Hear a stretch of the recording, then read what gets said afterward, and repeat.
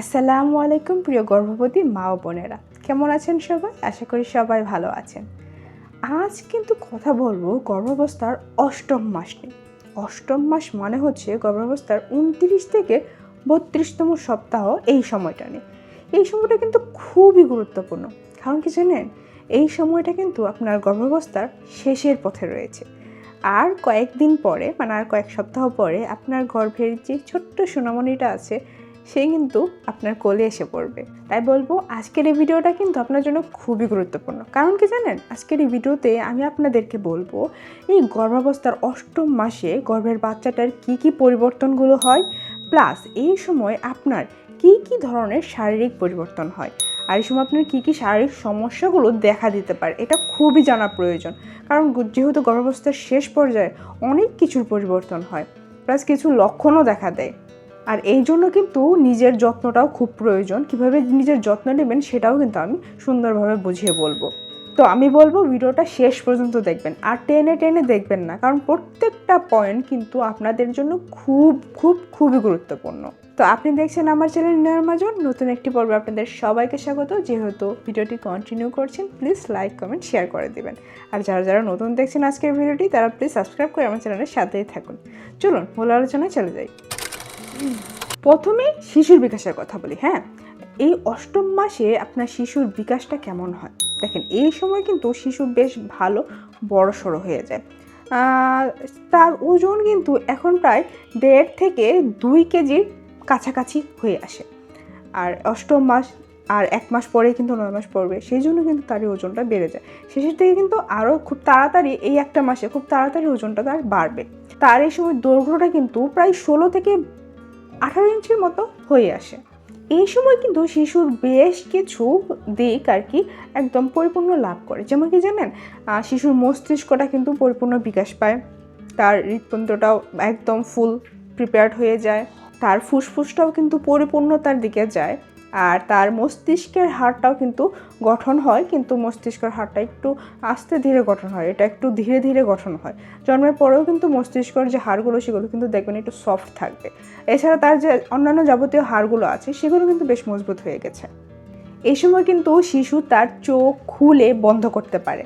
তার শব্দ শোনার কিন্তু যে ক্ষমতাটা সেটা কিন্তু বেশ ভালো একটা হয়ে গেছে। সে এখন সব কিছু ভালো স্পষ্ট শুনতে পারে। এছাড়া তার নড়াচড়াটা তো এখন আরও বেশি স্পষ্ট।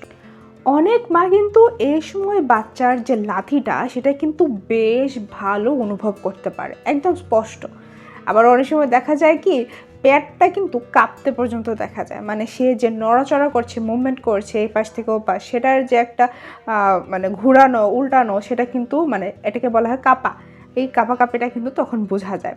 আর এই সময় কিন্তু বাচ্চার মাথাটা আস্তে আস্তে নিচের দিকে নামাতে অনুভব করতে পারেন আপনারা। কারণ কি জানেন, এটা হচ্ছে ডেলিভারির একটা প্রিপেয়ার্ড, ডেলিভারির জন্য একটা প্রস্তুতি নেয়। এখন বলি চলুন আপনাদেরকে যে এই অষ্টম মাসে মায়ের কেমন শারীরিক পরিবর্তনগুলো লক্ষ্য করা যায়।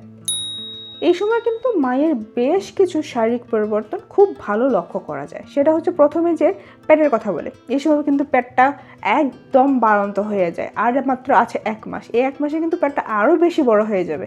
কিন্তু এখন এই অষ্টম মাসেও কিন্তু পেট বেশ ভালো বড় সড়ো হয়ে আসছে। আর যার ফলে কি হয়, হাঁটা চলাটা কিন্তু একটু কষ্টকরী হয়ে যায় মায়েদের। এছাড়া আর একটা সমস্যা মায়েদের লক্ষ্য করা যায়, সেটা হচ্ছে শ্বাসকষ্টের সমস্যা। এই সময় ফুসফুসে কিন্তু চাপ পড়ে, যেহেতু পেটটা বড় হয়, ফুসফুসে বুকে এখানে চাপ পড়ে মায়েদের। তো এই চাপ পড়ার কারণে দেখা যায় যে তাদের শ্বাস নিতে কষ্ট হয়ে যায়। এছাড়া কোমর এবং পিঠে ব্যথাও লক্ষ্য করা যায়। শরীরের ভারসাম্যটা কিন্তু পরিবর্তন হয়, যেহেতু বাচ্চা বড় হয়, পেটটা বড় হয়, সেই জন্য কিন্তু শরীরের ভারসাম্যটাও একটু পরিবর্তন হয়ে যায়। যার ফলে কি হয়, আপনার পিঠে এবং কোমরে কিন্তু ব্যথা লক্ষ্য করা যায়।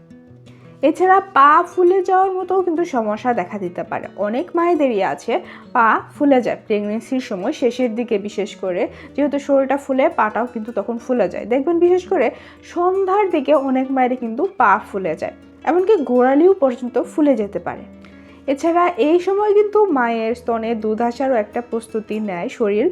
সেটা হচ্ছে এই সময় মায়েদের স্তনে, অনেক মায়েদেরই স্তনে দুধ আসতে পারে, এটাকে বলা হয় কোলস্ট্রাম। এটা সব মায়েদের হবে যে এরকম না, কিছু মায়েদের আসতে পারে। এটা হচ্ছে দুধ খাওয়ানোর শরীরটা একটা প্রিপেয়ার্ড হচ্ছে, প্রস্তুতি নিচ্ছে। কখনো কখনো হালকা দুধের মতো কিছু আপনার স্তন দিয়ে বের হতে পারে, এটা নিয়ে ভয় পাওয়ার তেমন কিছু নেই। অষ্টম মাসে সাধারণ সমস্যা। এখন আপনাদেরকে জানাবো এই অষ্টম মাসে মায়েদের কী কী ধরনের সমস্যা তৈরি হয়। প্রথমে বলবো ঘুমের সমস্যা নিয়ে। যেহেতু এখন পেটটা অনেকটা বড় হয়ে যায়, যার ফলে কি হয়, মায়েরা ঠিকমতো আরামে ঘুমাতে পারে না, তাদের কষ্ট হয়ে যায় আরামে ঘুমাতে। এছাড়া ঘন ঘন প্রস্রাবটাও কিন্তু বেড়ে যায়। বাচ্চা যেহেতু নিচের দিকে নামে, যার ফলে কি হয়, আপনার মূত্রথলিতে কিন্তু একটা চাপ পড়ে, যার ফলে আপনার ঘন ঘন প্রস্রাবের চাপ পায়, আর আপনার বারবার ঘুম থেকে উঠেও পর্যন্ত টয়লেটে যেতে হয় প্রস্রাব করার জন্য। এখন বলবো একটা খুব ইম্পর্ট্যান্ট কথা, কারণ অনেকেরই এই সময় বুক জ্বালাপড়া করে। কেন করে? কারণ এই সময় অনেকেরই অ্যাসিডিটির সমস্যা থাকতে পারে এবং খাবারে হজমের সমস্যা থাকতে পারে, এই কারণেই মূলত বুক জ্বালাপড়া করে থাকে। আবার অনেককেই শুনতে দেখবেন যে বিশেষ করে আমাদের বড়রা বলে থাকে যে এই সময় কিন্তু বাচ্চার চুল বড় হয়, যার ফলে কি হয়, মায়েদের গ্যাসের সমস্যাটা বেশি বেড়ে যায়। কি আপনারা কি শুনেছেন এই কথাটা? যদি শুনে থাকেন তাহলে কমেন্টে কিন্তু জানাবেন। এই সময় অনেক মায়েদের কিন্তু ব্যাকস্টোন হিট কনস্ট্রাকশন হয়ে থাকে। তো দেখেন এই সময় কিন্তু আপনার পেটে ব্যথা হতে পারে এবং পেট শক্ত হয়ে যেতে পারে। এইটাকে বলা হয় মূলত ব্যাকস্টোন হিট কনস্ট্রাকশন। এটা আসলে আসল ব্যথা নয়, ব্যথাটা আপনার আসল ব্যথা নয়, এটা আপনার ডেলিভারির একটা পূর্ব প্রস্তুতি বলা যায়। মানে এই সময় হচ্ছে আপনার শরীরটা প্রস্তুত নিচ্ছে ডেলিভারির জন্য। এছাড়া মায়েদের আরেকটা সমস্যা হচ্ছে কোষ্ঠকাঠিন্যর সমস্যা। দেখেন কোষ্ঠকাঠিন্য সব মায়েদের যে হয় এমনটা না, কিছু কিছু মায়েদের কোষ্ঠকাঠিন্য দেখা দেয় এই প্রেগনেন্সির সময়টাতে। হরমোনের বিভিন্ন ধরনের পরিবর্তন হয় এই সময় মায়েদের। তো এই হরমোনের পরিবর্তনের কারণে প্লাস খাবার দাবারের মাধ্যমে কিন্তু কোষ্ঠকাঠিন্যর মতো সমস্যা দেখা দিতে পারে। তো আপনারা চেষ্টা করবেন আপনার পায়খানা যেন শক্ত না হয় সেই দিকটা খেয়াল রাখার জন্য। এখন বলবো এই অষ্টম মাসে কী কী লক্ষণগুলো দেখা দিলে আপনাকে অবশ্যই দ্রুত ডাক্তারের কাছে যেতে হবে। ধরেন আপনার যদি এখন প্রচণ্ড পরিমাণের পেট ব্যথা হয়, আপনার চোখে ঝাপসা দেখেন, আপনার মাথা ঘোরায়, প্লাস আপনার যদি বাচ্চার নড়াচড়া যেটা আছে সেটা যদি আপনার কম মনে হয়, প্লাস আপনার যোনিপথ দিয়ে প্রচুর পরিমাণে রক্ত বের হয়, এছাড়া আপনার যদি আপনার যে হাত পাটা যে ফুলে যায়, এই হাত পা ফোলাটা যদি আপনার অতিরিক্ত পরিমাণের হয়ে থাকে, তাহলে কিন্তু আপনার ঘরে বসে থাকবেন না, যত দ্রুত সম্ভব নিকটস্থ হাসপাতালে বা ডাক্তারের কাছে যাবেন। অনেক তো কথা বললাম, তো চলুন আপনাদেরকে এখন বলি মায়েদের যত্ন নেওয়ার কিছু কথা, যেগুলো মায়েদের জন্য খুবই দরকারি। তো প্রিয় মায়েরা, আপনারা কিন্তু এই কথাগুলো খুব মনোযোগ দিয়ে শুনবেন, কারণ নিজের যত্ন নেওয়াটা কিন্তু খুব ইম্পর্ট্যান্ট, যাতে নিজে সুস্থ থাকা যায়। তো এই সময় আপনারা কী করবেন? এই সময় চেষ্টা করবেন একটু হালকা হাঁটাহাঁটি করার জন্য। সকালে বিকালে যখনই সময় পান একটু হাঁটাহাঁটি করবেন। প্লাস এই সময় আপনারা বাম পাশ ফিরে শুবেন কিন্তু এই বাম পাশ ফিরে শুলে কিন্তু আপনারা অনেকটাই আরাম পাবেন।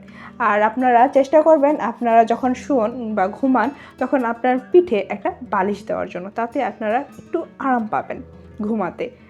আর অবশ্যই এই সময় লবণ কিন্তু বেশি খেতে যাবেন না, কারণ কি লবণ কিন্তু শরীরে পানি নিয়ে আসে।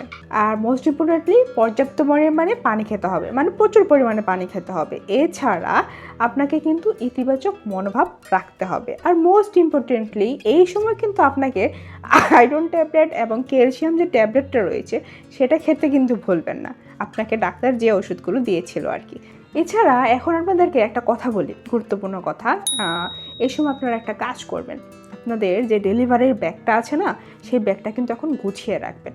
দেখেন ডেলিভারির সময় কিন্তু একটা তাড়াহুড়ো লেগে যায়, তো ওই তাড়াহুড়োটা বা ভুলে যাওয়াটা এড়াতে আপনারা এই সময় আপনার যে প্রসব ডেলিভারির যে ব্যাগটা সেটা কিন্তু গুছিয়ে রাখতে পারেন।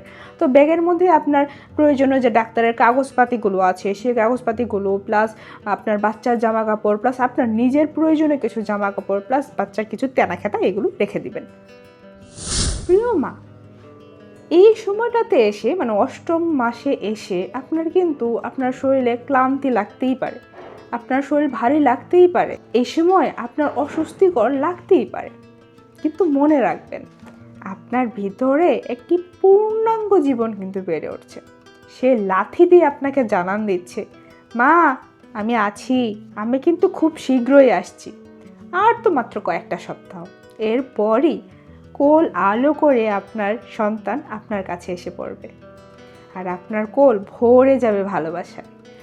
তো প্রিয় মা, আজকের ভিডিওটা কেমন লেগেছে আপনাদের? যদি ভালো লেগে থাকে তাহলে প্লিজ একটা লাইক দিবেন। যদি কোনো প্রশ্ন থাকে সেটা কমেন্টে জানাতে পারেন, উত্তর দেওয়ার চেষ্টা করবো ইনশাল্লাহ। আর যারা যারা আজকের ভিডিওটি নতুন দেখছেন তারা প্লিজ সাবস্ক্রাইব করে দিবেন। এই যে টিকটিকিও কিন্তু বলছে সাবস্ক্রাইব করার কথা, তো সাবস্ক্রাইব করে দিবেন, পাশের বেল আইকনটি বাজিয়ে দিবেন যাতে পরবর্তী ভিডিও নোটিফিকেশনটি সবার আগে আপনার কাছে পৌঁছায় আর আপনার যাতে মিস না হয়ে যায়। তো ভালো থাকবেন, সুস্থ থাকবেন, দেখা হবে আগামী পর্বে। ততক্ষণ পর্যন্ত আল্লাহ হাফেজ, আসসালামু আলাইকুম।